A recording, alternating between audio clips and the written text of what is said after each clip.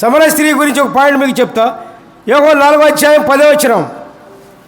అందుకు యేసు, నీవు దేవుని వరమును నాకు దాహమునికిమ్మని నిన్ను అడుగుచున్నవాడెవరో అది ఎరిగి ఉంటే నీవు ఆయనను అడగలేవు, ఆయన నీకు జీవజలం ఇచ్చినని ఆమెతో చెప్పాను.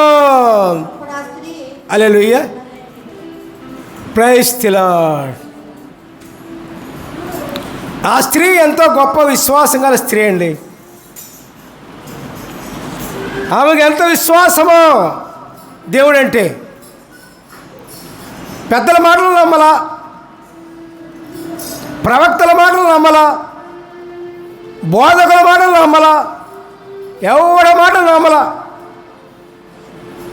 యేసయ్య వస్తాడు, నన్ను రక్షిస్తాడు. యేసయ్య వస్తాడు, నన్ను రక్షిస్తాడు అని ఆ మాట మీదే ఉంది. ఎవరి కోసమో దృష్టి ఉంచుకోవాలా. జనాలందరూ కూడానేమో యేసు ప్రభు అద్భుతాలను చూసి ఆయన వెంట పరిగెత్తుతూ ఉంటే యేసు ప్రభు ఏమో సమరయ స్త్రీ దగ్గరికి వచ్చాయండి. దేవునికి స్తోత్రం. ఎంత ఆశ్చర్యం చూడండి ఆ విశ్వాసం. సమరయ స్త్రీకి ఉన్న విశ్వాసం దేవుణ్ణి రప్పించింది ఆయన దగ్గరికి. మరి మన విశ్వాసం దేవుడు వస్తాడండి. నీ విశ్వాసం అంత గట్టిదైతే, సమరయ స్త్రీకి ఉన్న విశ్వాసం మనకి ఉంటే యేసయ్య నీ దగ్గరికి వస్తాడు.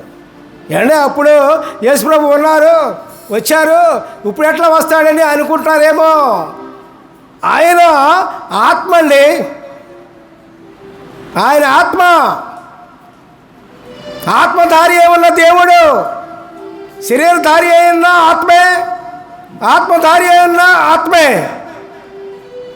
ఆయన నీ విశ్వాసం గొప్పదైతే ఆయన నీ దగ్గరికి వచ్చి జీవజలాన్ని నీకు ప్రసాదిస్తాడు. పిల్లారా, ఆ జీవజలం నీకొద్దా?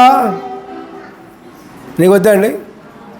ఏమండి, జీవజలం కావాలా? అక్కర్లే చెప్పండి ఒకసారి. కావాలా?